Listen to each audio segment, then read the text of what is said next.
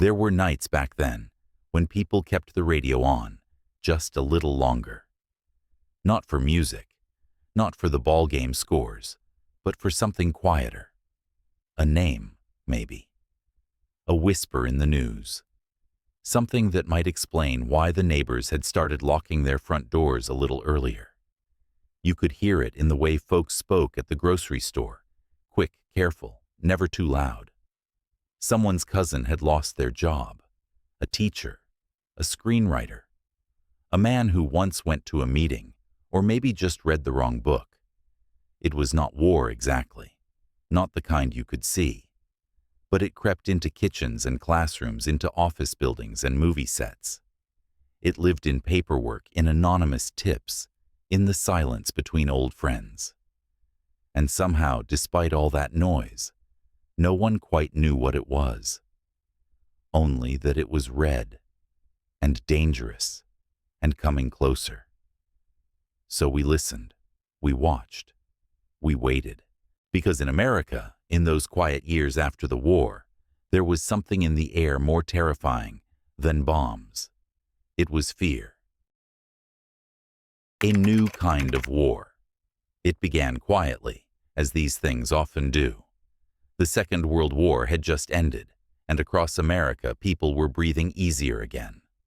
Soldiers came home, factory floors slowed, ration books were tucked away in drawers, and little towns tried to remember what peace sounded like. But peace, it turned out, had changed its shape. In the East, the Soviet Union, our former ally, was beginning to look less like a partner and more like a storm cloud gathering on the horizon. In 1945, as American soldiers shook hands with Soviet troops along the Elbe River, they did so with smiles on their faces and suspicion in their hearts. The Soviets had paid a terrible price in the war, losing over 20 million lives, and they emerged from it hungry, not just for survival, but for power. By 1946, they had swallowed Eastern Europe in a fog of red.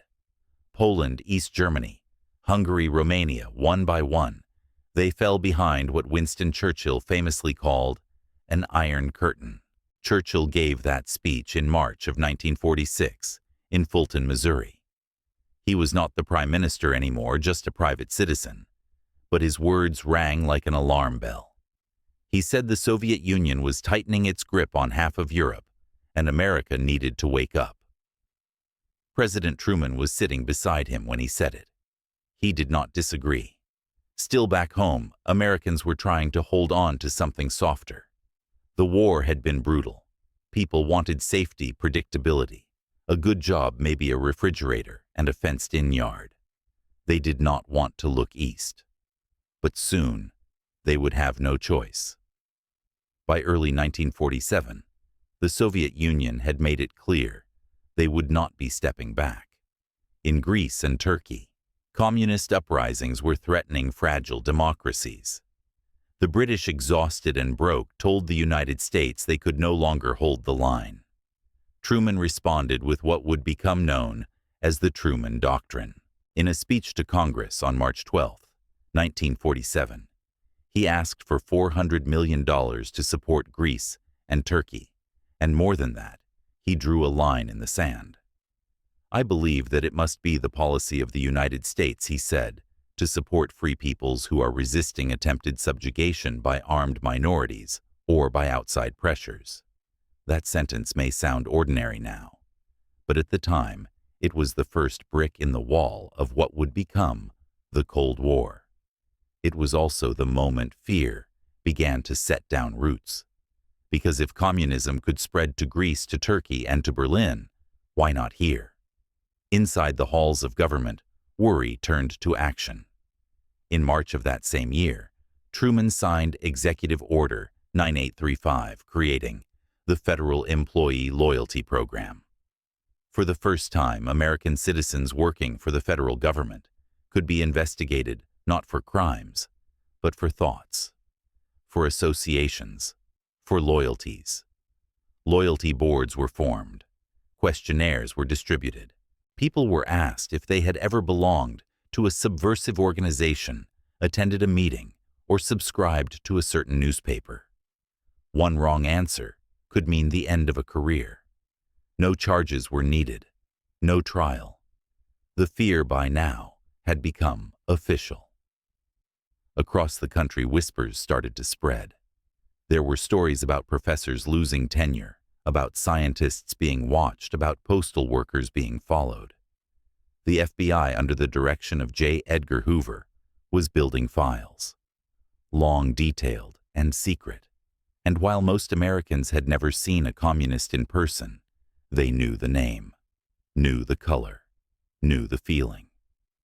In Hollywood, in universities, in labor unions and churches, the same question was being asked again and again. Are you now, or have you ever been a member of the Communist Party? It was not yet hysteria, not yet McCarthy, but the stage was being set. The lights were dimming, and in the corners of quiet homes, Americans began to look at one another, not just with love or concern, but with doubt. Because the enemy, they were told, might not come from Moscow.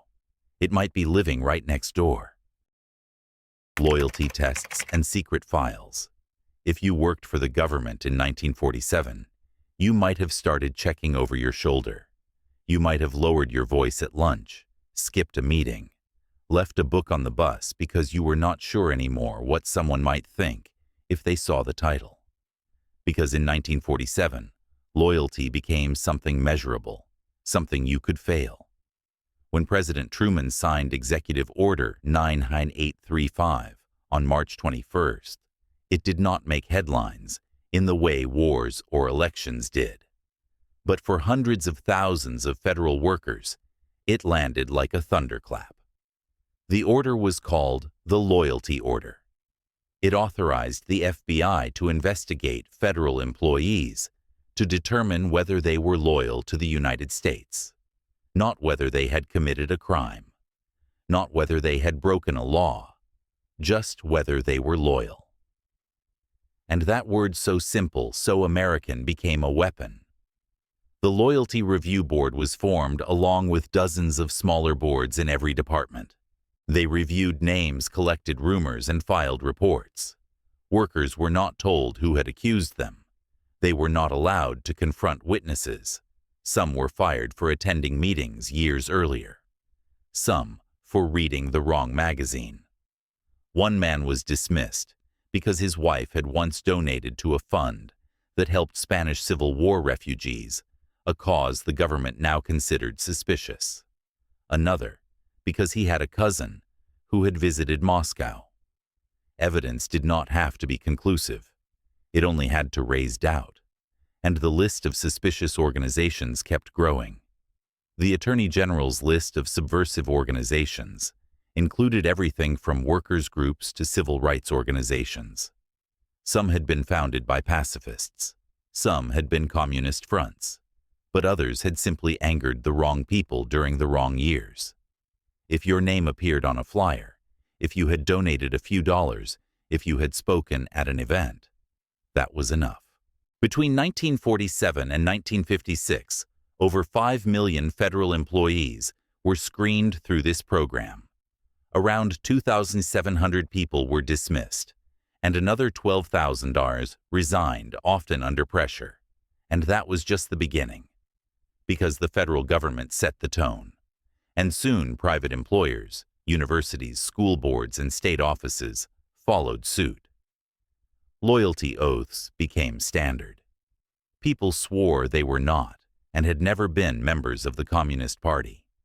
If they refused, they were fired. If they hesitated, they were blacklisted. Sometimes even signing the oath was not enough. If you had ever shown sympathy, ever questioned authority, ever quoted the wrong philosopher in a college paper, someone might come knocking. And the knocking almost always came from one place, the FBI. Under J. Edgar Hoover, the Bureau had become more than just a federal police force. It was an intelligence agency, a surveillance machine, a shadow archive of American lives. Hoover believed communism was an existential threat, not just to the state, but to the moral fabric of the country. He saw radicals in every labor union, every classroom, every art gallery, and he had the tools to act. The Bureau compiled tens of thousands of files, some on actual spies, many more on ordinary citizens. People received anonymous visits at home, often with a knock and a badge. Neighbors were questioned. Phone lines were tapped. Libraries were asked to report unusual reading habits. And through it all, the fear spread not just of communism, but of being thought sympathetic. The difference could be life-changing. A government worker dismissed under suspicion could rarely find another job. A teacher fired for un-American activities might never teach again. A rumor, even an unfounded one, could destroy a life. There were few defenses. In the press, the tone shifted. Headlines began to speak of infiltration. Editorials warned about the Red Menace. Political cartoons depicted communists as rats or snakes slipping through cracks in American walls. The story was simple, seductive, and terrifying. The enemy was inside the house. And for many Americans, that fear felt reasonable. After all, the Soviet Union now had nuclear weapons. China had fallen to Mao. Eastern Europe was sealed behind barbed wire and propaganda. If it could happen there, why not here? But the tools we used to defend ourselves began to mirror the very things we feared. Secret accusations, censorship, guilt by association. The line between vigilance and paranoia began to blur. In homes across the country, people started to second-guess themselves. Should I speak at the town hall? Should I lend that book? Should I mention that old college friend? Because you never knew who was listening, or what might end up in your file. The Hiss case and the crack in the mirror. By 1948, the fear had begun to take shape. It was no longer just about whispers or suspicion. It had a face, now a name, and that name was Alger Hiss. To most Americans, the name meant nothing in early 1948. But in Washington, Hiss was well known. He had attended Harvard Law, clerked for Supreme Court Justice Oliver Wendell Holmes, and served in the State Department. He had been a key advisor at the Yalta Conference, sitting just a few feet from Roosevelt and Churchill.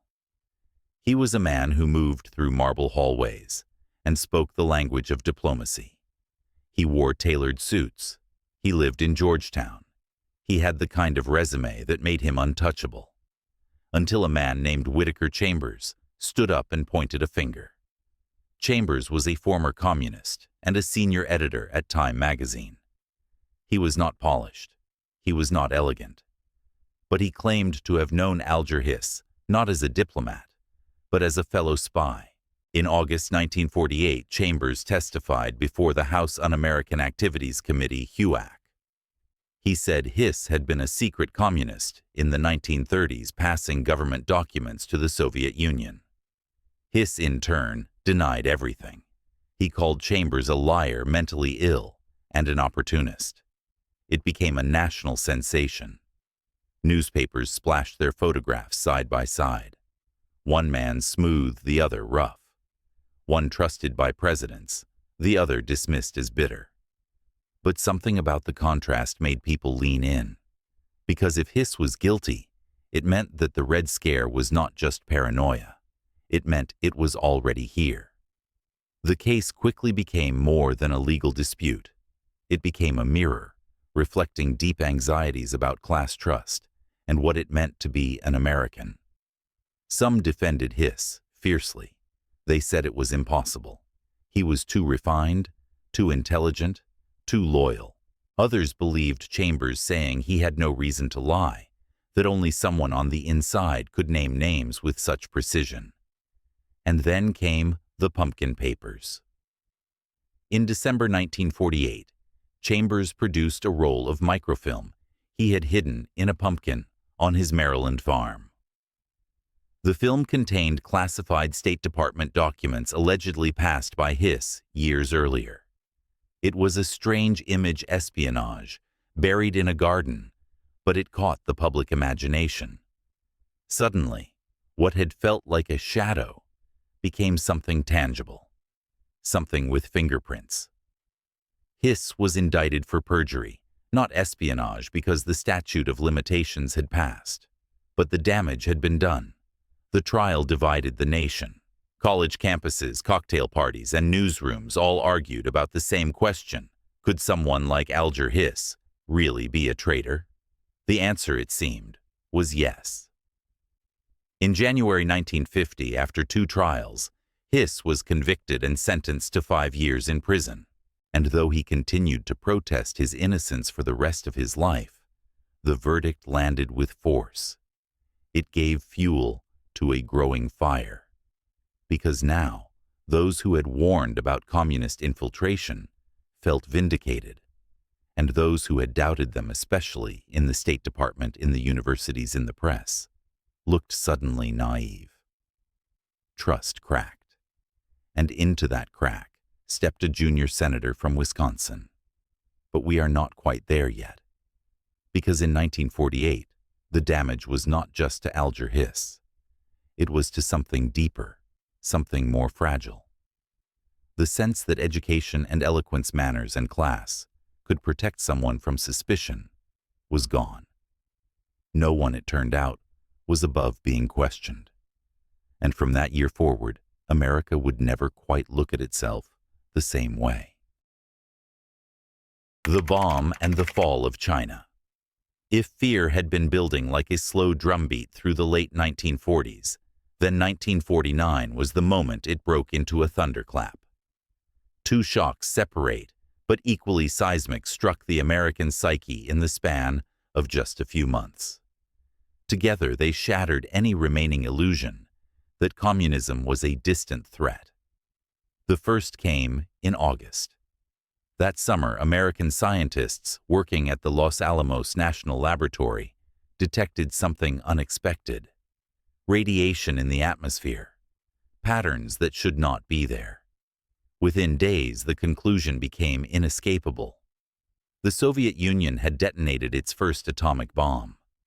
The test had occurred on August 29th at a remote site in Kazakhstan. The Soviets called it First Lightning, though in the West it would become known simply as Joe 1, named after Joseph Stalin. To the public, the announcement came on September 23rd, when President Truman stood before the press and said flatly, "We have evidence that within recent weeks, an atomic explosion occurred in the USSR." That was all he said.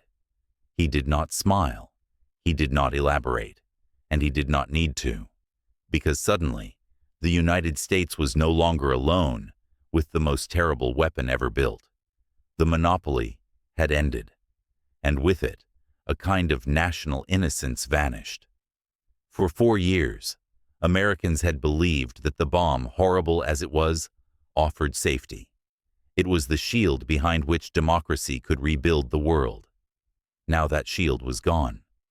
If the Soviets had the bomb, it meant they could strike. Not just in theory, not just someday, but now. Cities like Chicago, San Francisco, and New York were no longer untouchable, and the question that hung in the air like radiation dust was simple. How did they get it so fast? The answer many came to believe was chilling. They must have had help from inside. That suspicion would haunt the nation for years. But before it could even settle, a second blow landed. On October 1st, 1949, Mao Zedong stood atop the Gate of Heavenly Peace in Beijing and declared the birth of the People's Republic of China. For decades, American policymakers had supported the nationalists under Chiang Kai-shek. Billions of dollars had been sent. Supplies, weapons, advisors, all in an effort to keep China from falling into communist hands. And now, it was gone. A fifth of humanity had overnight joined what Americans increasingly saw as the enemy camp. Newspapers used words like loss and collapse. Senators called it a failure of leadership. Editorials asked how the brightest minds in Washington had not seen it coming. But beneath the politics lay a deeper wound, because for many ordinary Americans, China's turn to communism did not feel like a foreign affair. It felt personal. Missionaries had served there. Soldiers had passed through during the war. Families had adopted children from Shanghai and Tianjin. Now, all of that seemed to belong to a different world, a world that was slipping away. It was not just about borders anymore. It was about the idea that democracy might not be inevitable after all, that communism was not just a passing storm, but a rising tide. And so 1949 became the year that fear turned into something harder. Blame. Someone people said must have let this happen. Someone must have dropped the ball, or worse, helped the other side. In Washington, this question took on a dangerous momentum. The State Department, already bruised by the Hiss case, now came under heavy attack. Senator Kenneth Wherry asked, "How can we account for our present situation unless we believe that men high in this government are concerting to deliver us to disaster?" Others went further. They accused entire departments of being infested with communists. The phrase "who lost China" began to appear in headlines as if a country could be dropped like a coin through a hole in the pocket.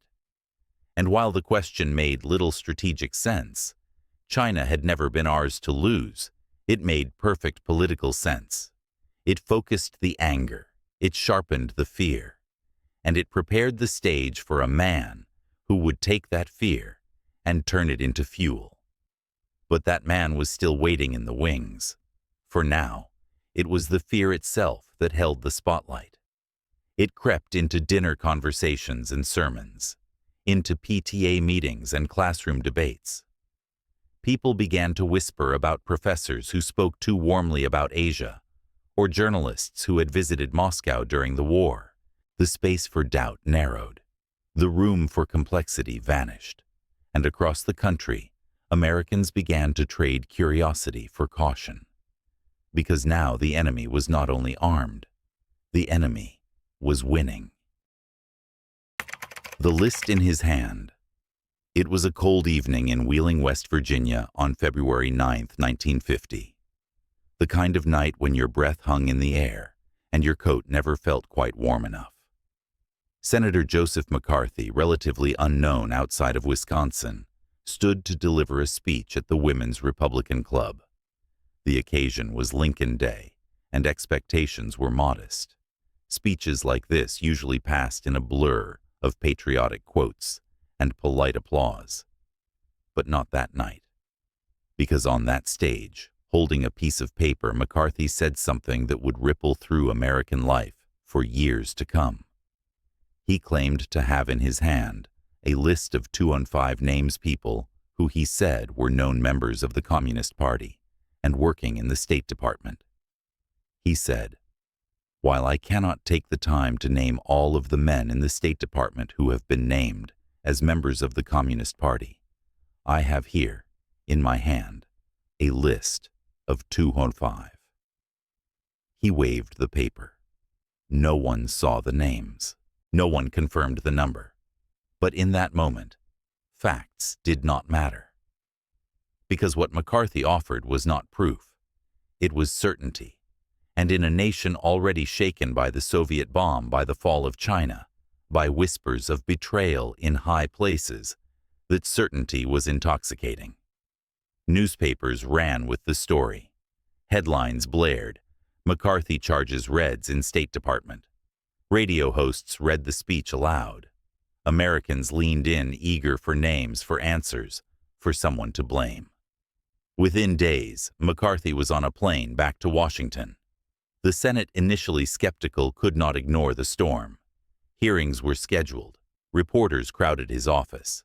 When pressed for details, McCarthy revised the number. Sometimes it was 81, sometimes 57, sometimes 10. But the number was no longer the point. What mattered was the idea that the federal government, the heart of American democracy, had been infiltrated by enemies from within. And only McCarthy, it seemed, was willing to say so. He called his mission a crusade. He said he was fighting for the soul of the nation. and many believed him, because McCarthy spoke in absolutes. There were no maybes, no context, no shades of gray. If you questioned him, he hinted you might be soft on communism. If you doubted the danger, perhaps you had something to hide. His enemies, he claimed, were not just wrong.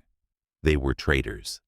And in that black and white world, there was no safer place to stand than by his side. Over the next few weeks, McCarthy became a fixture on the front pages.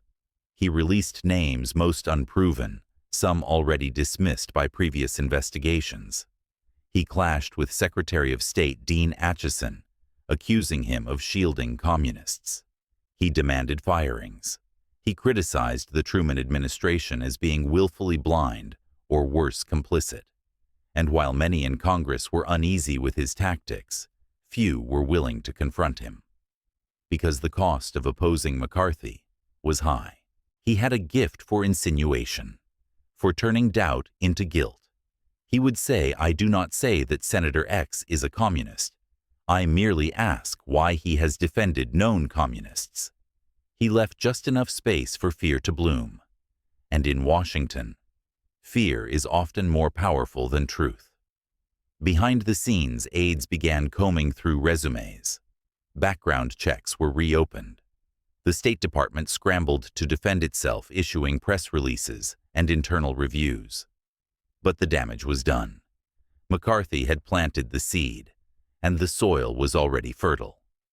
Across the country, Americans began to ask new questions about their neighbors, their teachers, their bosses, the man who ran the union meeting, the woman who had once organized a protest.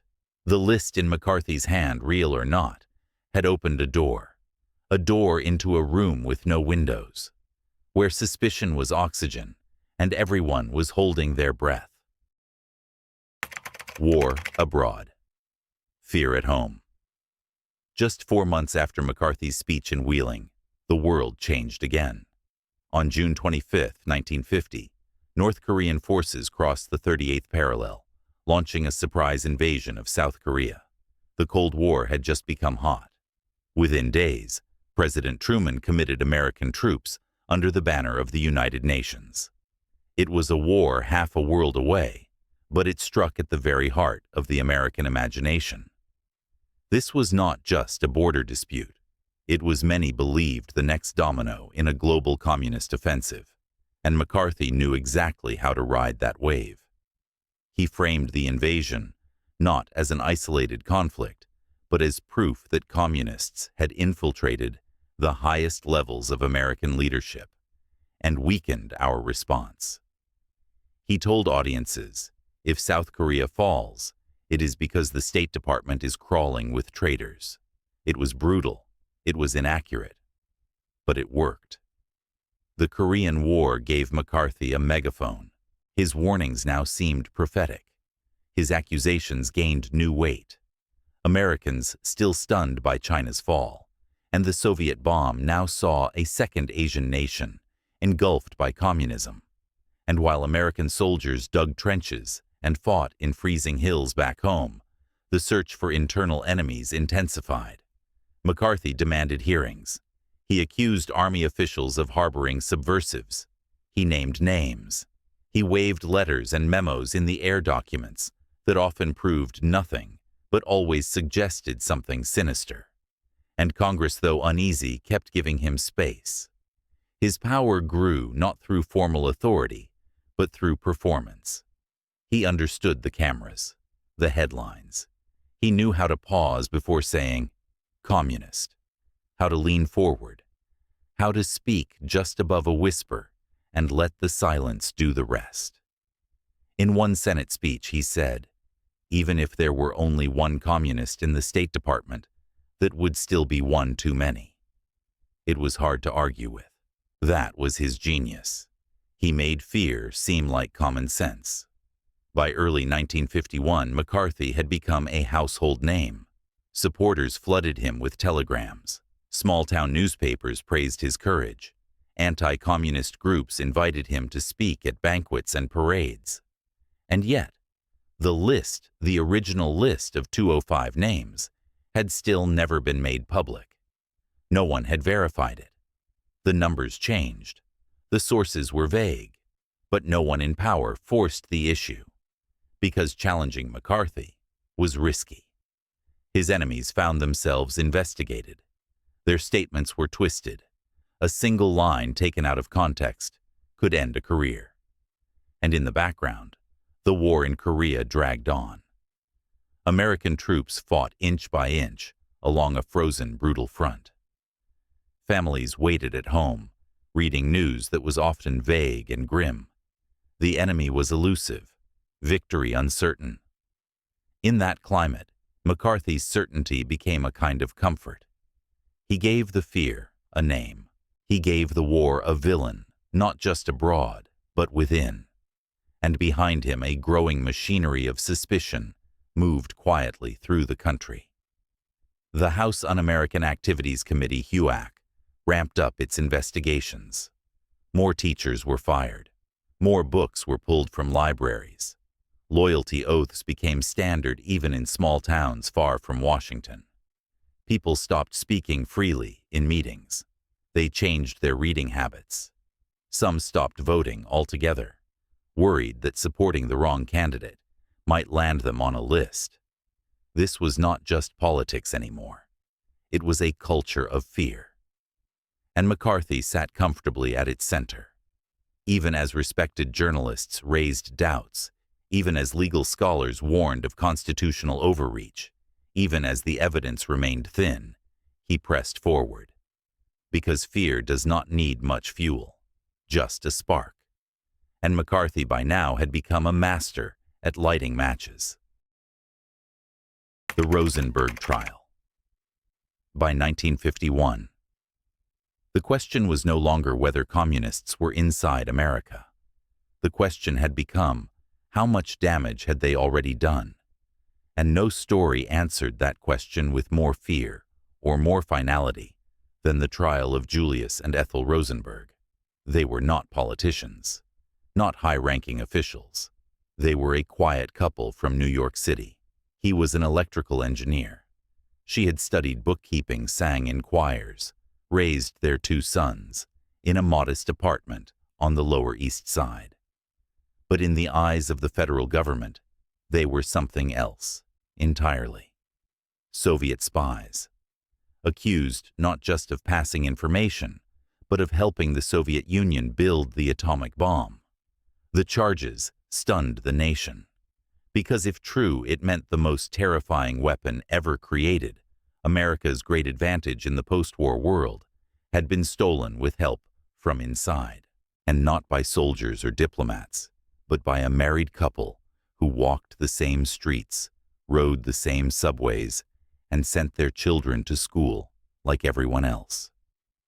The case began when a young man named David Greenglass, a former Army machinist at Los Alamos, was arrested for espionage. Under interrogation, he confessed to giving atomic secrets to the Soviets, and he named his sister Ethel Rosenberg and her husband Julius as the ones who had recruited him. The government moved quickly. In July 1950, Julius Rosenberg was arrested. Weeks later, Ethel was taken into custody as well. Their sons, Michael and Robert, were just 6 and 3 years old. What followed was one of the most explosive trials in American history. Held in March 1951 in a packed federal courtroom in Manhattan, the Rosenberg case drew reporters from across the country. Outside, protesters and supporters clashed on sidewalks. Inside, the government laid out its case with sharp precision. Greenglass testified that Julius had asked him to sketch diagrams of the bomb's design. He said Ethel had typed up the notes. There were no photographs, no wiretaps, no physical evidence of money exchanged. But the prosecution leaned heavily on witness testimony and the fear that gripped the country. The trial lasted just over 3 weeks. The jury deliberated for 7 hours. The verdict was guilty, but it was the sentence that shocked the world. Death. For both. Judge Irving Kaufman called their crime worse than murder. He said, "I believe your conduct in putting into the hands of the Russians the A-bomb has already caused the communist aggression in Korea, with the resultant casualties exceeding 50,000. And who knows, but that millions more of innocent people may pay the price of your treason." The sentence stunned even those who believed in their guilt, because no American civilians had ever been executed for espionage during peacetime. Letters poured in, from clergy professors, politicians, even European allies, urging clemency. Some argued that Julius may have passed information, but Ethel's role was murky at best. Others questioned the motives of the prosecution, the credibility of witnesses, the fairness of the trial. But the government stood firm. The Cold War, they said, was not a time for leniency. President Truman refused to intervene. So did President Eisenhower, who took office in 1953. The appeals failed. And on the evening of June 19, 1953, Julius and Ethel Rosenberg were led into the electric chair at Sing Sing prison. He went first, then she. They were both 37 years old. Their 2 sons, now orphans, were placed in the care of relatives. And across America, families watched the news in silence. Some believed justice had been done, that traitors had been punished, that the state had shown strength. Others saw something else, a rush to judgment, a trial shaped more by fear than by fact, and a nation that, in trying to defend its values, may have compromised them in the process. To this day, the Rosenberg case remains one of the most fiercely debated moments of the Red Scare. Historians continue to pore over declassified files, personal letters, and Soviet archives. Some believe Julius was guilty of espionage, though not of directly handing over bomb designs. Ethel's role remains even more contested. But the trial itself, the swiftness, the sentence, the symbolism became a turning point, a warning that in times of fear, truth can become slippery and justice brittle.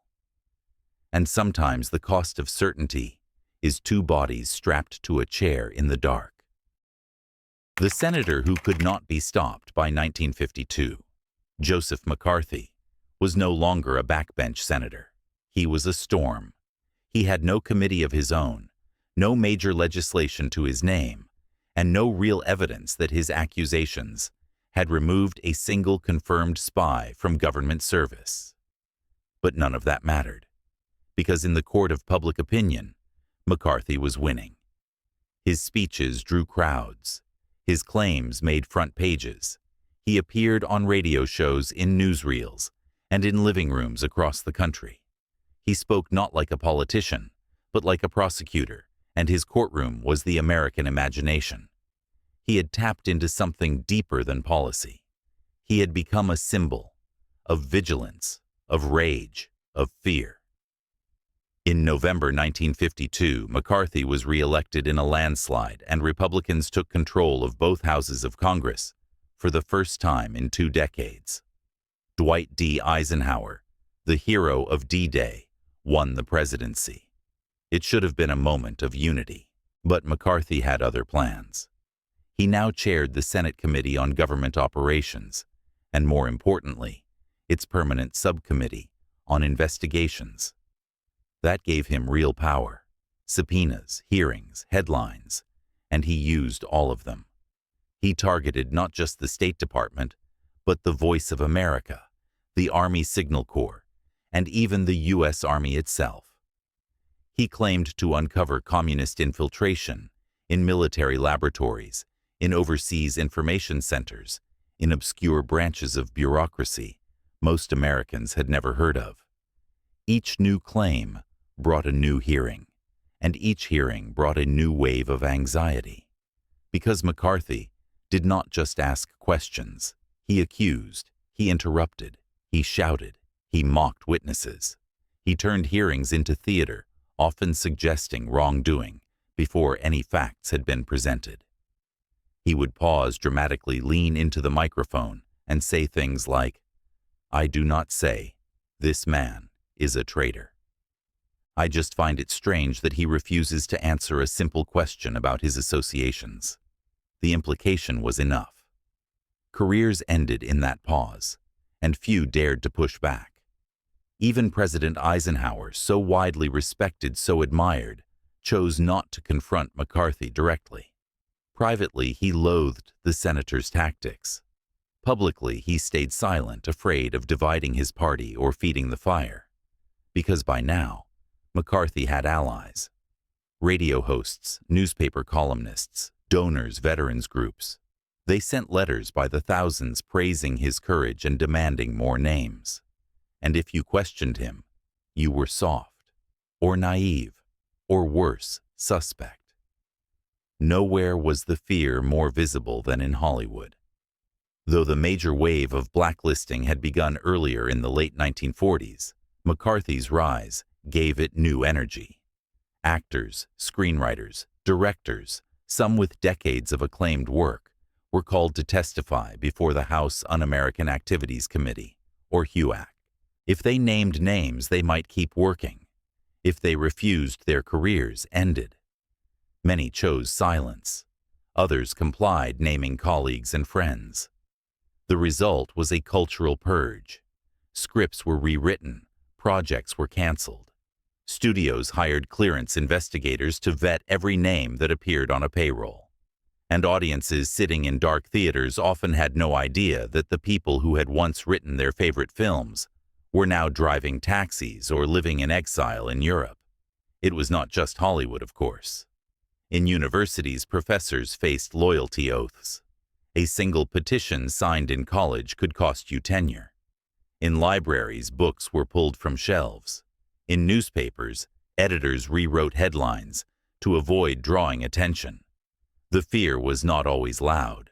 More often it whispered. A canceled lecture, a phone call unreturned, an invitation quietly withdrawn. And McCarthy's face was never far behind. He was on the covers of magazines, caricatured in cartoons, imitated by comedians, but always present, always watching. For many Americans, he was a necessary evil. For others, a hero. And for a growing number, something worse, a force that could not be reasoned with. Because McCarthy had made himself immune to contradiction. When someone was cleared by a previous investigation, he called it a cover-up. When documents failed to prove guilt, he said they had been destroyed. And when no one could be found guilty, he insisted the system was corrupt. It was a closed loop, a perfect machine for suspicion. And in 1952, that machine was humming. But not forever, because even storms burn out. And just beyond the curtain in the halls of the Army, a fuse was waiting. One that would finally make America stop and ask, how far is too far? The blacklist and the silence in Hollywood. Long before McCarthy held the spotlight, there was already a committee in Washington, quietly digging into the fears of communism. The House Un-American Activities Committee, or HUAC, had been created back in 1938. But it was in the late 1940s and early 1950s, fueled by the Red Scare and empowered by headlines, that it became something else entirely. A tribunal, a theater, a machine. HUAC's mandate was vague: to investigate subversive activities. But in practice, it often meant one thing: dragging people into public hearings and demanding they name communists. And nowhere did those hearings echo louder than in Hollywood. The idea that communists might be using film, television, or radio to subtly spread propaganda was deeply unsettling to many Americans. After all, these were the stories people saw every night, the faces they trusted, the voices that filled their homes. What if somewhere inside those scripts or songs or camera angles there were hidden messages? By 1947, HUAC had summoned dozens of screenwriters, directors, and actors to testify. Some cooperated. They named names, sometimes reluctantly, sometimes eagerly. Others refused. 10 of them, writers and directors, stood together, They did not deny their pasts, nor did they affirm them. Instead, they invoked their First Amendment rights, arguing that Congress had no power to question political beliefs or creative expression. They became known as the Hollywood 10. Their stance was principled. It was also punished. All 10 were cited for contempt, of Congress sentenced to prison and blacklisted from the film industry. Their names disappeared from credits. Their careers halted overnight. Studios fearing boycotts or bad press compiled blacklists, informal records of those deemed too risky to employ. At first, the list was short. Then it grew. Soon it included not just the 10, but hundreds more people who had once attended a meeting, signed a petition, or even just refused to testify. And not all were radicals. Some were liberals, some centrists. Some had no politics at all. But in that climate, it did not matter. A whisper was enough. A single phone call, a rumor, a photograph taken at a protest a decade earlier. Agents stopped calling. Scripts were reassigned. Some writers fled to Europe. Others stayed and wrote under false names, winning Oscars in secret, while pretending to be someone else. One screenwriter, Dalton Trumbo, spent years in exile working through fronts. In 1956, he won an Academy Award for The Brave One, but could not accept it publicly. His name would not appear on screen again for over a decade. For actors, the blacklist was even harsher. You could change your name, but not your face. So many found themselves driving cabs, working as janitors, or leaving the country altogether. What was lost during those years cannot be fully measured. Stories never told, scripts never written, voices silenced, not by law, but by fear. And the silence reached beyond Hollywood. The blacklist became a blueprint used in universities, publishing houses, orchestras, television networks. Any place where visibility was a risk, where public trust was currency, became a target for quiet purges. Most chilling was how often the purge required no law, no trial, just a phone call, just a name, just the absence of a defense. Because in that era, to speak up for the blacklisted was to risk joining them. Even among friends, caution became habit. Dinner parties grew tense. Artists avoided politics. Directors cut scenes that felt too bold.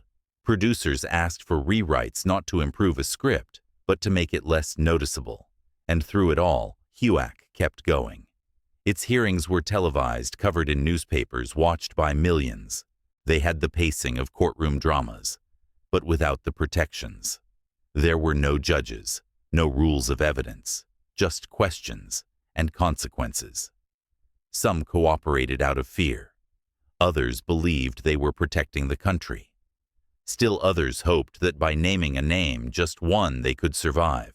But many did not. Reputations withered, friendships broke, families fractured, and the American cultural landscape grew quieter, less daring, less honest. Because when fear rules, a stage, art cannot. And while McCarthy would eventually fall, the blacklist lingered. Long after the senator was gone, the names remained in drawers, in memos, in whispered conversations. It would take years, decades for some of those names to be cleared, for credits to be restored, for the silence to lift. But in 1952, that silence still hung heavy. And every time a television flickered to life, or a movie played in a crowded theater, there was another story behind the screen. A missing name, a vanished voice. A reminder that even in the land of free expression, fear can write its own script. Classrooms, unions, and the cost of a name. By 1952, it was no longer just senators or screenwriters being asked to prove their loyalty. It was schoolteachers, librarians, steelworkers, historians, electricians. In towns big and small, from the coasts to the middle of the country, the Red Scare had seeped into everyday life, not through tanks or arrests, but through paperwork, through background checks, through whispered phone calls to principals and supervisors and union bosses. Because fear, once institutionalized, does not stay contained. And while Joseph McCarthy's accusations made headlines, a quieter, more bureaucratic wave was unfolding behind the scenes, one far less visible, but no less destructive. It began with loyalty oaths. At first they were federal, then state governments adopted them, then school districts, then private companies. In California, teachers were required by law to swear that they did not belong to any organization that advocated the overthrow of the government. In New York, the Feinberg Law allowed educators to be dismissed not only for their own views, but for the views of anyone they associated with. Even silence could be interpreted as guilt. Many teachers, especially in cities like New York, Boston, and Chicago, had attended left-leaning lectures in the 1930s. Some had joined unions. Others had signed petitions supporting civil rights or labor rights. None of that had seemed dangerous then. But now, a pamphlet tucked away in a drawer or a membership card from 1941 could become a threat. Some resigned quietly before questions could be asked. Others were dismissed without appeal. Parents were often told nothing, just that Mr. Johnson would not be teaching social studies this semester, or that Mrs. Adler's contract had not been renewed. In college campuses, the fear was even more corrosive. Professors rewrote syllabi. Lectures on Marx or labor history were dropped entirely. Faculty meetings grew tense. Junior professors kept their heads down, fearing that one wrong sentence or one bad recommendation letter might end a career before it began. And the silence bled into the classroom. Students learned to avoid sensitive topics, to write essays that stayed safely within the lines, to keep their curiosity quiet. Because asking the wrong question could bring unwanted attention, not just to themselves, but to their teachers. In some cases, it was the students who informed on professors, not out of malice, but out of fear. And that fear was being fed daily by the news, the radio, the whispers. But nowhere was the chill more widely felt than in the unions. Labor had long been associated with radical politics. In the early 20th century, many union leaders had flirted with socialist or communist ideas. Some had studied Marx. Others had simply organized workers for better wages and conditions. By the 1950s, most major unions had distanced themselves from radical politics. But the stain remained, and the government was watching. Union leaders were called before committees. Some refused to testify. Others cooperated, naming members, signing loyalty pledges, purging local chapters of suspected subversives.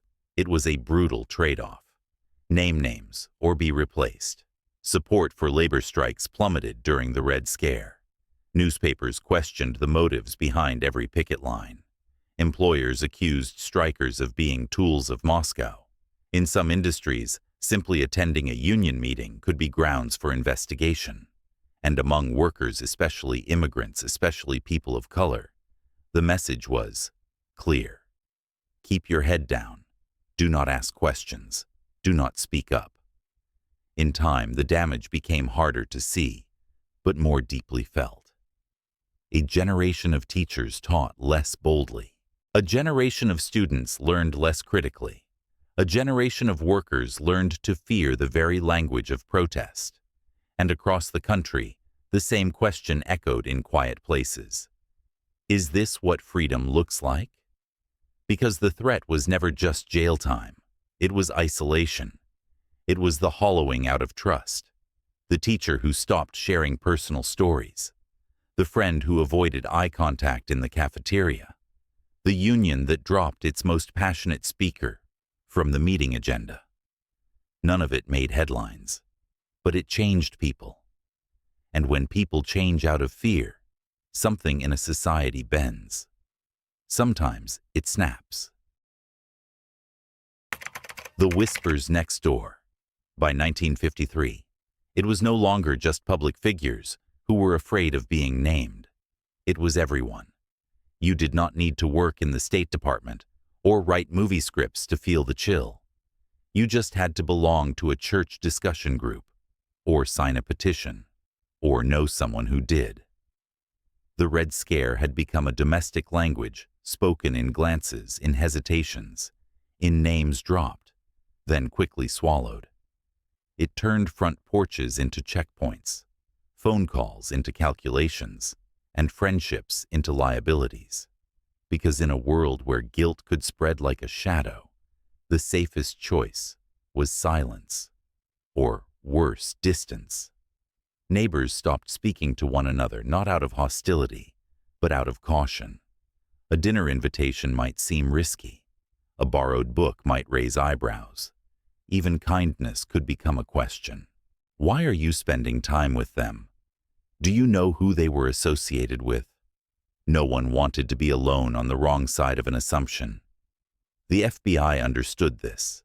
Their strategy leaned heavily on informants, ordinary people convinced to monitor co-workers, classmates, friends, even spouses. Some were threatened with dismissal. Others offered protection or the chance to clear their own names. They reported conversations at lunch, letters sent in the mail, books borrowed from the library, arguments overheard through a thin apartment wall. And because so much of this fear was preemptive, you did not need to be accused to be punished. You only had to make someone uncomfortable. One high school teacher was dismissed after a student wrote an anonymous letter saying he had once spoken positively about unions. No hearing, no explanation, just a handshake and a quiet suggestion to seek work elsewhere. In factories, workers avoided casual political talk altogether. Even jokes could be dangerous. A single complaint, even if untrue, could lead to suspension and interrogation. In some neighborhoods, people began checking who came to visit whom. A man with a beard, a woman with a foreign accent, a group gathered for a book club. Suddenly, things that once made communities interesting made them suspicious, and so people adapted. They burned letters. They threw out old books. They cut off old friends. One woman in Philadelphia removed every novel from her shelves, written by authors with foreign-sounding names. Another in Seattle stopped attending church services because the pastor had once quoted a socialist during a sermon on poverty. They did not hate these people. They were afraid of being seen near them. Fear has a way of twisting logic, of convincing you that retreat is safety, that silence is smart. And across the country, people who had once marched in parades, or sung in choirs, or organized school fundraisers, now kept to themselves, because invisibility had become the new form of patriotism. In living rooms, parents warned children not to mention what was said at home. In college dorms, roommates stopped asking where each other had been. In break rooms, conversations turned toward the weather and away from the world. And perhaps the most painful part was this: people remembered. They remembered how it used to be. Before the list, before the hearings, before suspicion was more American than trust. They remembered open debate, public disagreement, the sense that politics could be passionate without becoming dangerous. Now all of that felt like another country, one that had disappeared without a sound. Headlines, cameras, and the echo of fear. In the early 1950s, Americans trusted what they read. They trusted the voices on the radio, the headlines on the front porch, the black and white faces on their flickering television sets. And for a while, those voices spoke with only one tone: warning. When McCarthy said he had a list, they printed it. When he named a name, they published it. When he raised questions, they broadcast them coast to coast. Not because they believed him, not all of them at least, but because he sold newspapers. He made great copy. And in an age before social media, the daily paper and the evening news shaped the mood of the country. McCarthy understood this. He fed the press in carefully measured doses. He would call a press conference at noon, drop a new accusation, then vanish before questions could be asked. He gave just enough to stir panic, not enough to be pinned down, and the press followed. They ran headlines like, "Senator names 81 Reds in state debt," and McCarthy says, "Army shielding communists." Sometimes the story changed between editions. Sometimes the number did too. But the fear stayed constant, because in uncertainty, fear thrives. Editorial boards wrestled with what to do. Some editors warned their reporters not to push too hard. Others saw the rise in circulation and looked the other way. One journalist later described the atmosphere like this: "We were chasing shadows, but the public wanted monsters, and so we printed both." It was not just newspapers. Radio shows aired McCarthy's speeches unedited. Magazines put him on the cover, with titles that wavered between admiration and unease. And then came television, still new, still black and white, but powerful. McCarthy was a master of timing.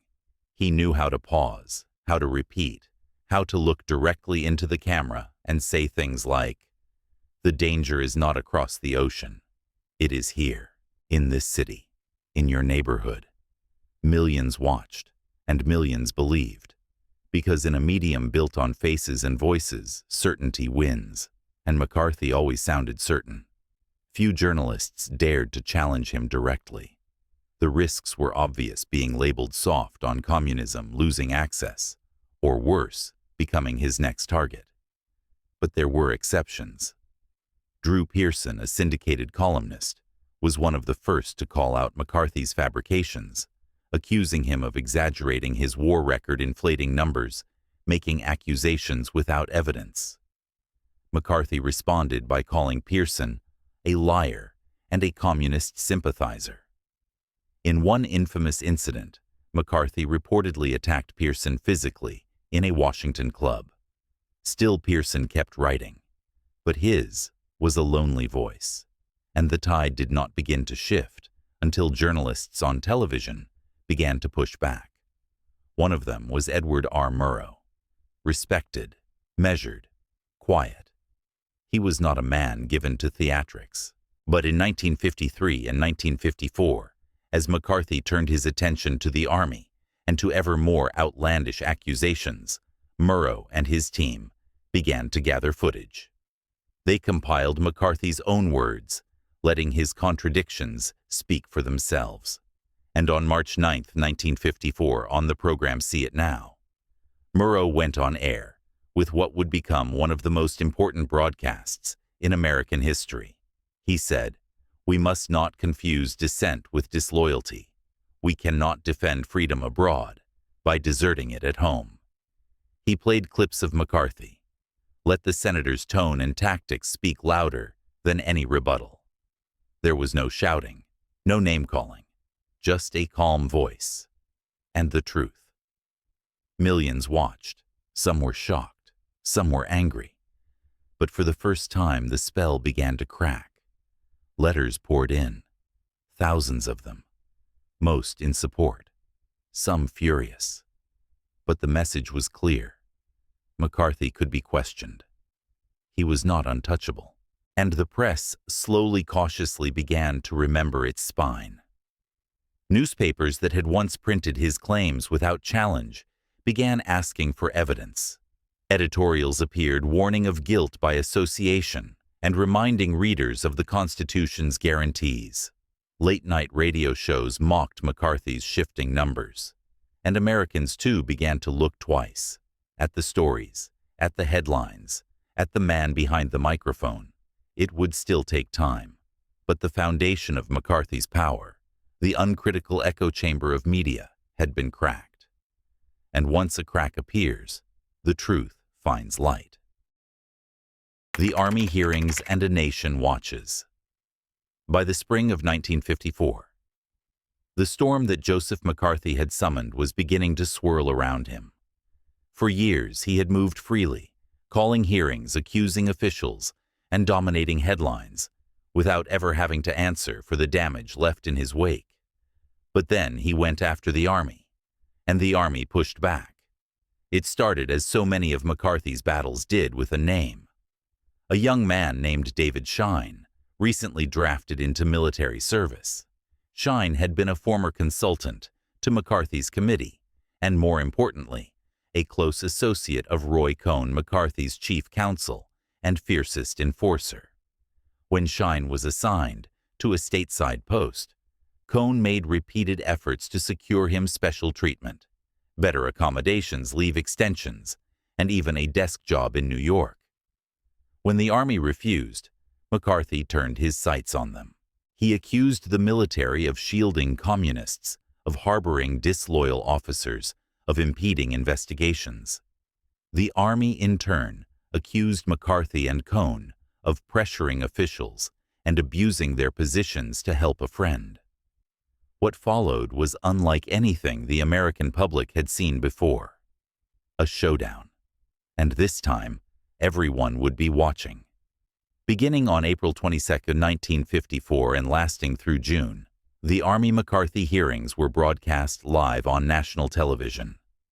For 36 days, Americans watched as McCarthy, once a shadowy presence behind microphones, sat in plain view. No edits, no headlines, just him. And the questions, and the answers, and the silence that followed. For many viewers, it was disorienting. The man who had seemed so powerful in print now looked agitated, impatient, bullying. He interrupted witnesses. He badgered generals. He rolled his eyes, cracked jokes, spoke over senators. And for the first time, Americans saw it all. There was no narrator to guide them, no editorial to explain, just the raw footage of a man who had for years made fear his currency, now squandering it in real time. Opposing him was Joseph N. Welch, chief counsel for the Army, a calm and dignified attorney from Boston with a gift for precision and restraint. Welch was not loud. He was not dramatic, but he understood the stage. And on June 9th, during an especially tense exchange, McCarthy accused a young attorney on Welch's staff, Fred Fisher, of once being affiliated with a left-leaning legal group. The accusation was sharp, sudden, and public, and Welch, who had until then kept his tone measured, turned to the senator and said words that would become etched into history. "Until this moment, Senator, I think I never really gauged your cruelty or your recklessness. Have you no sense of decency, sir? At long last, have you left no sense of decency?" The room fell silent. McCarthy tried to recover. He muttered a rebuttal, but the moment was gone, and so was the spell. Across the country, television sets buzzed with static, and Americans watching in kitchens, offices, and diners felt something shift. It was not just that McCarthy had gone too far.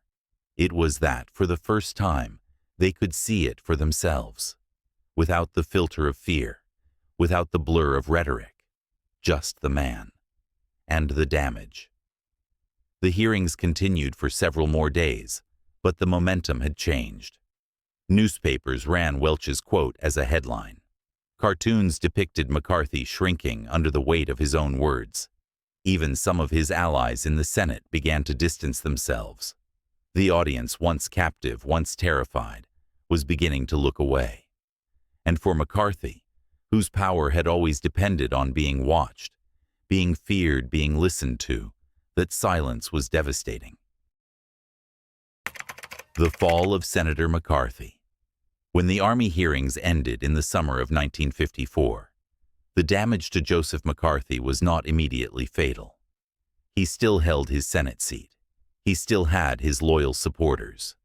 But something had changed, not in the institutions yet, but in the air.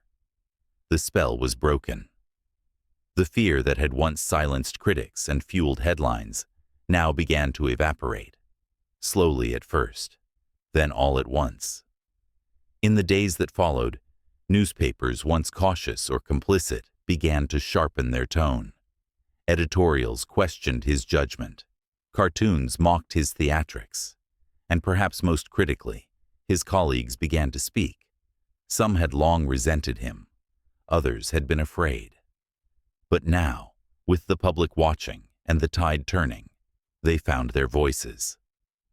One of the first to act was Senator Ralph Flanders of Vermont, a quiet Republican who had grown increasingly alarmed by McCarthy's behavior. In a speech on the Senate floor, Flanders declared, "He dons his war paint. He goes into his war dance. He emits his war whoops. He goes forth to battle and proudly returns with the scalp of a pink army dentist." It was not just a rebuke, it was mockery. And from a fellow Republican, others followed. And by the fall, the Senate began moving toward something rare, formal censure. It was not a criminal charge. It would not remove him from office, but it would mark him, officially, historically. The motion focused on two key charges. First, that McCarthy had abused his position by attacking fellow senators and questioning their loyalty without evidence. Second, that he had shown disrespect for the Senate as an institution, especially in how he treated witnesses, manipulated hearings, and ignored procedural rules. The hearings were detailed, the arguments precise. And this time, McCarthy could not dominate the room. He shouted, he protested, he accused his accusers. But the magic was gone. He was no longer feared. He was tolerated barely as a loud and embarrassing relic of a darker chapter. On December 2, 1954, the United States Senate voted 67-22, a bipartisan majority.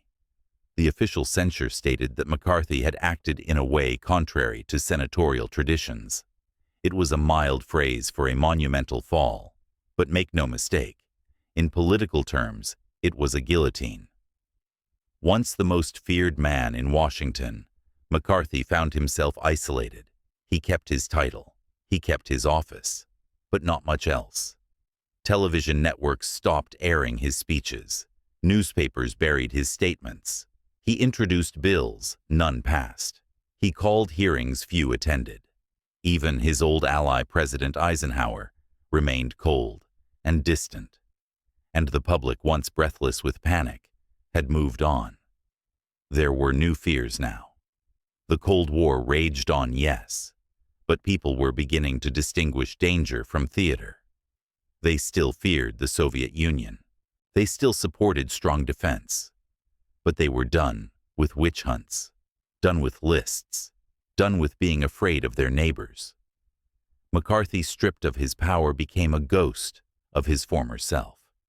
He drank more, spoke less, wandered the halls of the Capitol like a man looking for a stage that no longer existed. He had built his name on fear, and once that fear receded, there was nothing left to stand on. When he died in May of 1957, just 48 years old, the official cause was listed as hepatitis, likely aggravated by alcoholism. Few attended his funeral. The Senate did not issue a formal tribute, and perhaps that was the final verdict. Not rage, not applause, just silence. The kind that follows after a storm, the kind that lingers, the kind that says in its own way, never again. The shadow left behind. When Joseph McCarthy died in 1957, the headlines were brief. The photos were small, no grand retrospectives, no sweeping eulogies. Just the closing scene of a man who had burned too brightly too fast. But the story did not end with him. In fact, in many ways, it had just begun. Because even after the man was gone, the mechanisms he helped create, the paranoia, the suspicion, the quiet self-censorship remained. This was no longer about one senator from Wisconsin. It was about a mood, a habit, a lingering echo. In Washington, the House Un-American Activities Committee still operated. It continued investigating writers, teachers, musicians, anyone whose politics or friendships felt unusual. Blacklists, though unofficial, still haunted careers. Studios still hesitated to hire certain names. And artists, even those cleared, still found themselves unwelcome in Hollywood on Broadway or behind university lecterns. In many workplaces, loyalty oaths became routine. It did not matter if they were legal. It mattered that people signed them. It mattered that they looked over their shoulders before speaking freely, that they wondered whether a joke, a poem, a play might cost them everything. That was the true legacy of McCarthyism, not the man, but the silence he left behind.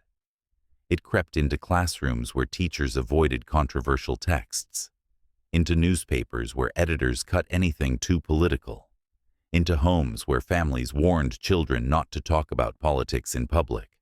The Red Scare was no longer a sudden panic. It was a background hum, always there, buzzing under the surface of American life. And beyond the arts and academia, it changed the way Americans viewed each other.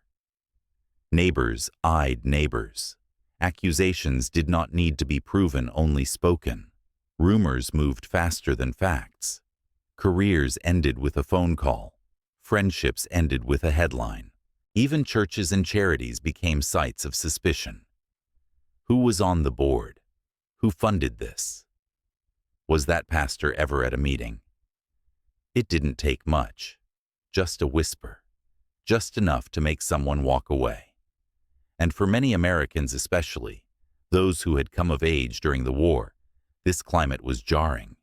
They had just fought fascism abroad.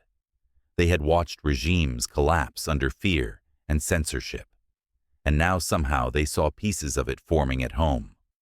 Some spoke up. Others did not. Some said it was just a phase. Others feared it was the new normal. And in that quiet divide, McCarthyism endured not as a headline, but as a habit of thought. Even the government in quieter ways kept it going. The FBI under J. Edgar Hoover maintained secret files on activists, clergy, politicians, even celebrities. The civil rights movement, as it gathered momentum in the late 1950s, found itself tainted by association. Leaders like Martin Luther King Jr. were accused, often baselessly, of communist ties. Progressive causes were viewed with skepticism. Labor unions were infiltrated or weakened. And through it all, Americans learned a quiet lesson to be careful. Not because they had something to hide, but because they had something to lose. And so they edited themselves, one sentence at a time, one conversation at a time.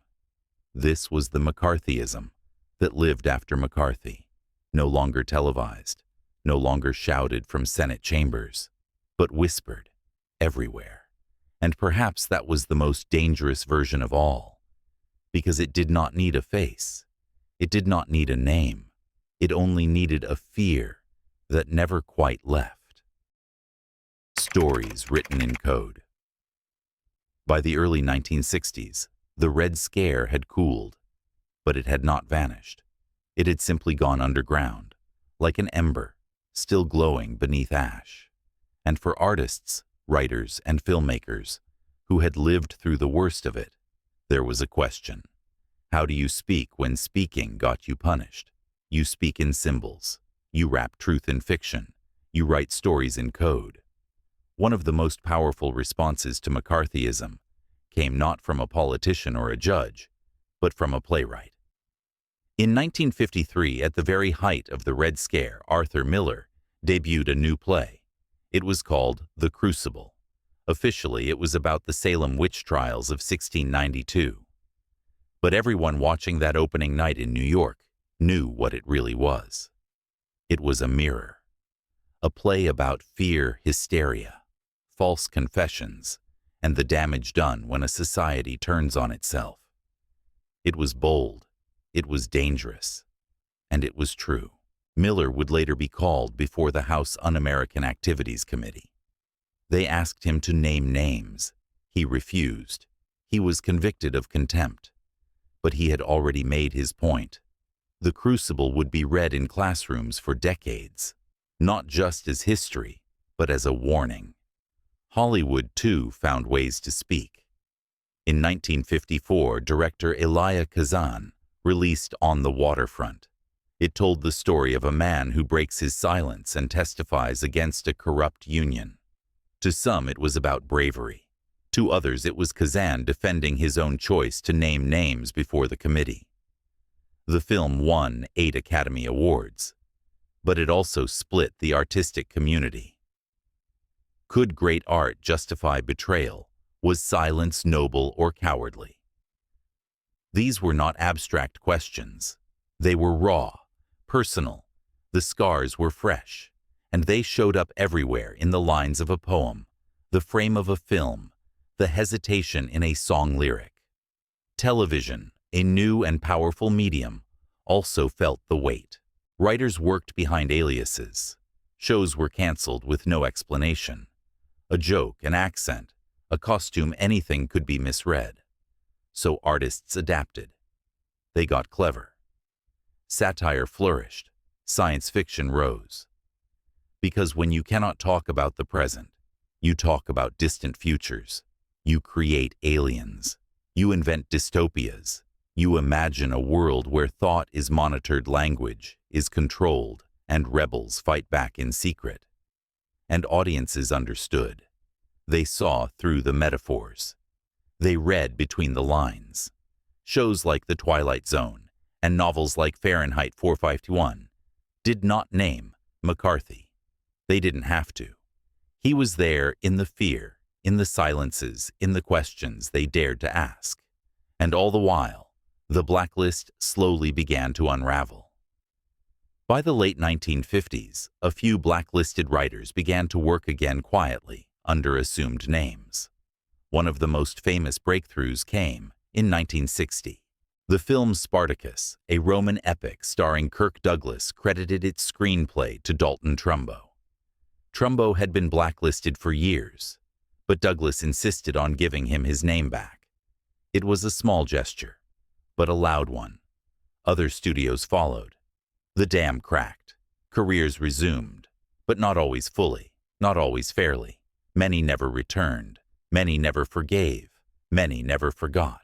And so the arts carried the memory, not just of McCarthy, but of all who folded, resisted, or disappeared.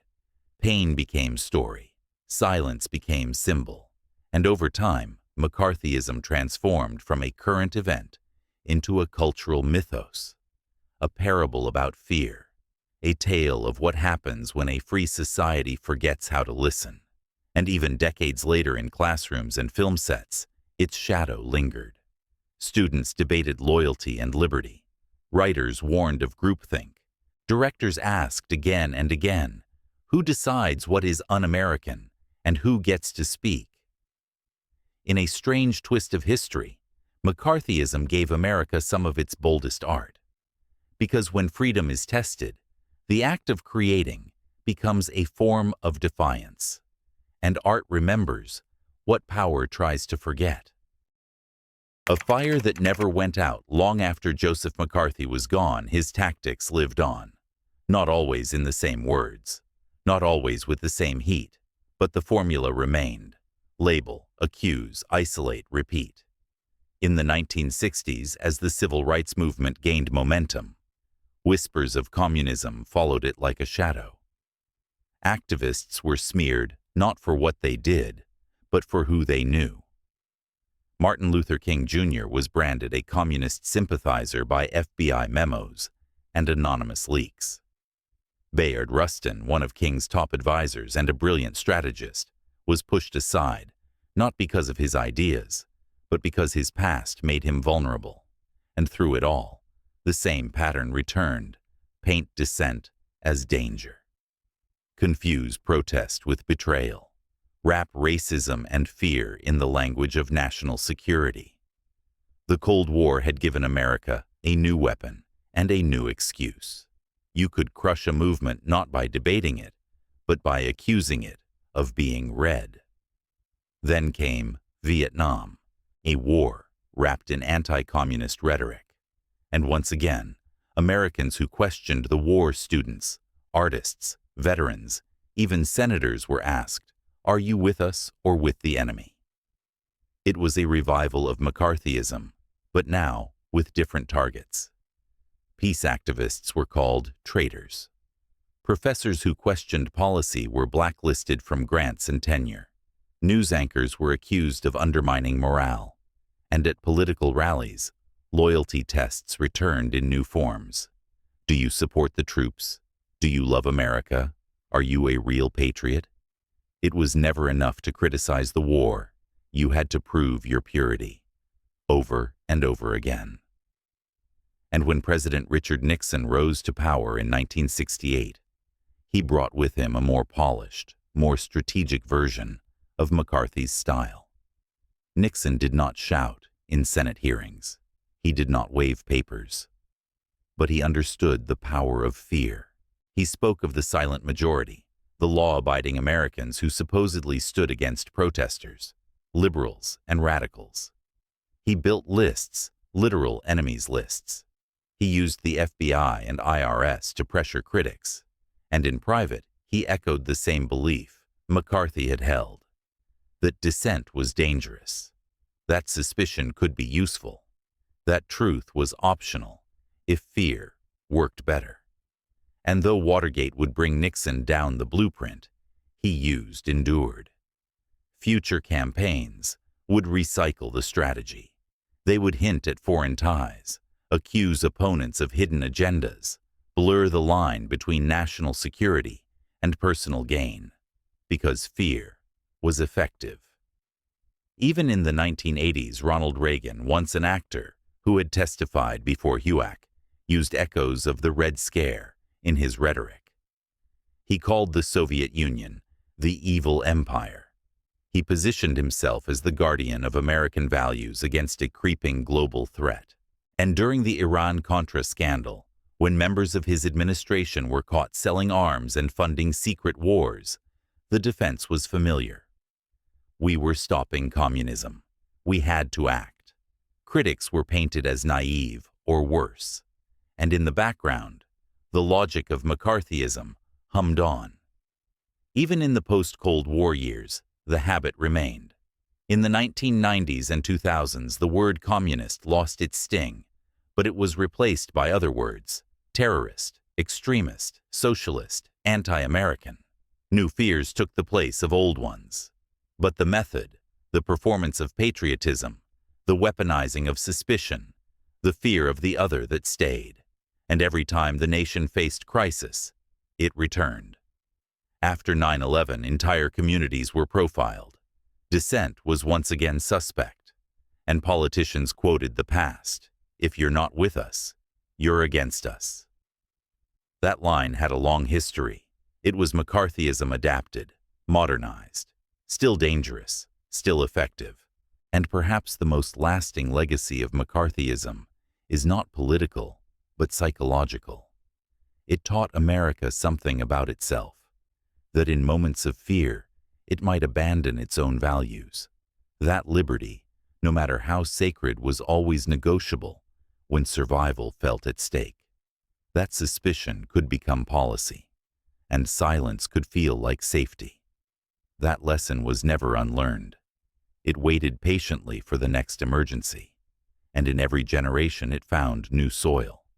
Because McCarthyism was not just a man or a moment, it was an instinct, an American reflex, and the fire never really went out. The echo that never fades. By the 21st century, the word communist had lost much of its punch. The Soviet Union was gone. China was complicated. The Red Scare on paper was history. But the spirit of McCarthyism never cared much for accuracy. It lived in accusation. It thrived in division. And in a country more connected than ever yet, more polarized than it had been in decades, that old script found new voices. Now, instead of whispering about communists, people shouted about socialists. The term returned not as a descriptor of economic theory, but as a political insult. In elections, candidates were branded socialist simply for supporting universal health care or student loan reform. Not because they had Marxist leanings, but because fear still worked better than debate. And if McCarthy once waved papers in the Senate now, his descendants waved tweets, screenshots, out-of-context clips, broadcasted to millions in seconds. One accusation could destroy a career, not in a courtroom, but in the court of public opinion.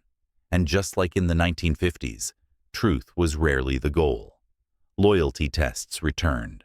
Only this time, they were about flags on profiles, slogans on hats, or hashtags on social media. Do you support the troops? Do you kneel during the anthem? Do you trust the election? Are you woke?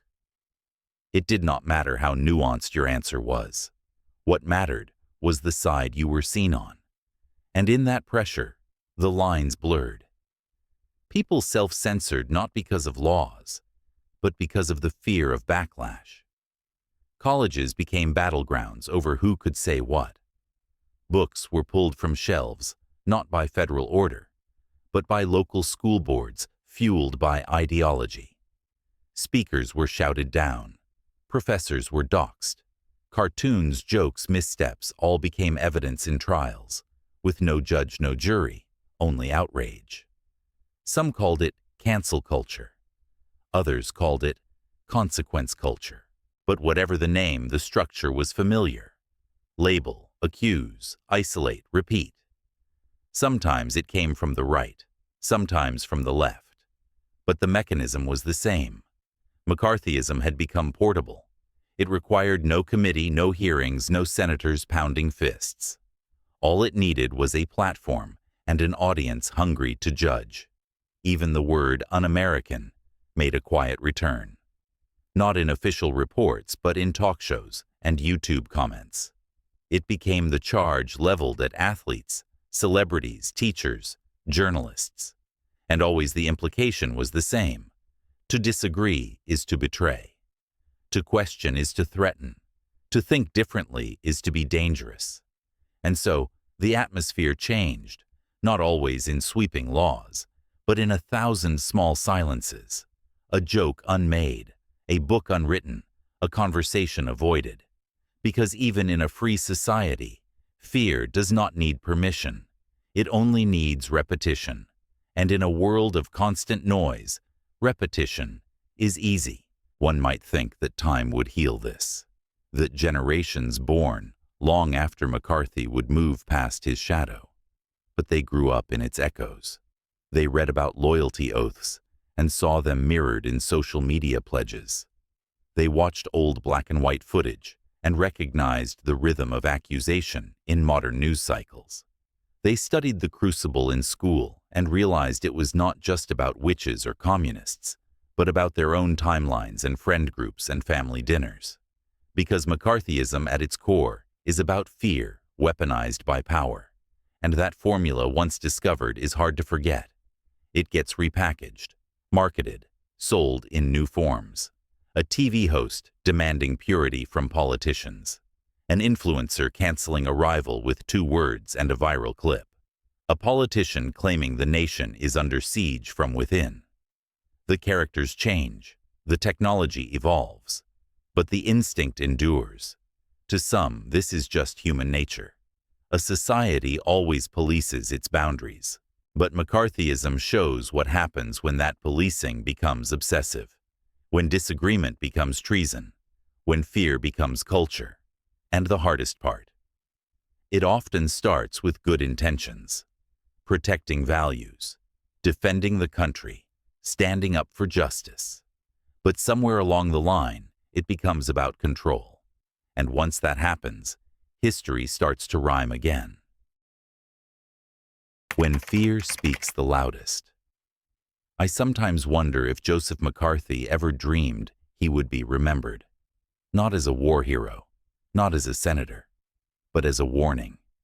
A name taught in high schools as the face of fear turned into politics. And yet, what made McCarthy dangerous was not that he was unique, but that he was familiar. He just said aloud what many had quietly thought. He pulled on a thread that was already there: insecurity, suspicion, the need to belong, the fear of being left out or called out. And once that thread was pulled, the whole cloth began to unravel. It always starts like that, I think. Not with shouting, but with silence, with one person staying quiet to avoid trouble. Then two. Then a dozen. Until truth becomes something whispered in kitchens, not spoken in public. That is how fear works, not like fire, but like fog.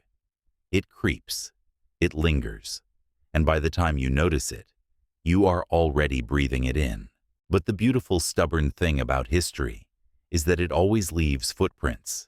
Even in its darkest moments, it warns us. It shows us what happens when we trade courage for comfort, and it reminds us quietly, patiently, that silence is not always safety. Sometimes it is just permission. So maybe that is the real legacy of McCarthyism. Not the hearings or the headlines, but the hush that followed. The lesson that fear can shape nations, but so can memory. And perhaps by remembering, we do not repeat. Thanks for staying with me this far. Sleep well tonight, and let history keep watch a while longer.